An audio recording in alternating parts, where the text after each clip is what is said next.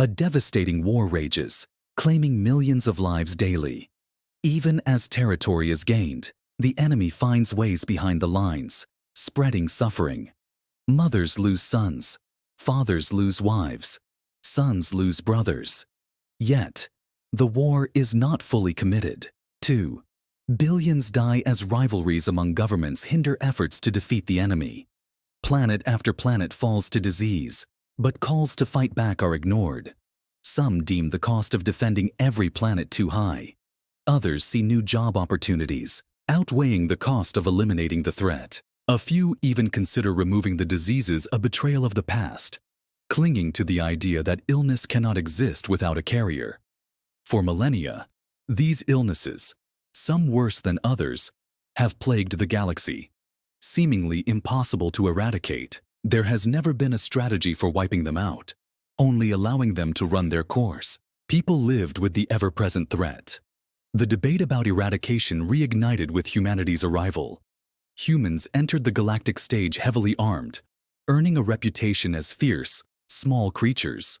They quickly became the second major, military power. However, it was observed that humans rarely got sick, at least not severely.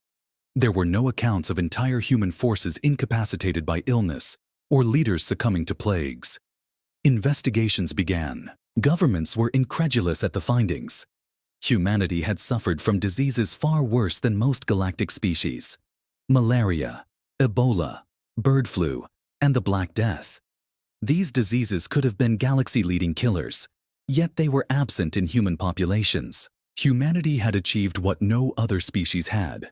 They had eradicated their deadliest killers. The question arose, why couldn't others do the same? The idea spread rapidly. Many resisted the questions. Vaccination was familiar, but no one had invested in it like the humans. They had developed methods added to food, even eradicating the common cold. Humanity's greatest ally was the bacteriophage. Through luck, a creature had evolved to kill bacteria. Perhaps survival on Earth was so difficult that even the semi-living had to fight. Counter-arguments persisted. The argument shifted from impossibility to practical impossibility, given the scale of the galaxy. Some governments questioned the economic benefits of such a massive undertaking, citing job losses and increased spending. Years passed. The feasibility argument was challenged when, with human assistance, a program to eradicate the red pooler disease began. Most governments allowed human and OAN ships to offer free vaccinations and incentives. Progress was slow, starting with a town, then a city, then entire planets. Even as people on those planets questioned the continued vaccinations, updates on the virus became less frequent. Arguments lessened after an FTL lane was reinfected, costing billions of lives. Gradually, infections decreased from trillions to billions, then hundreds of thousands, then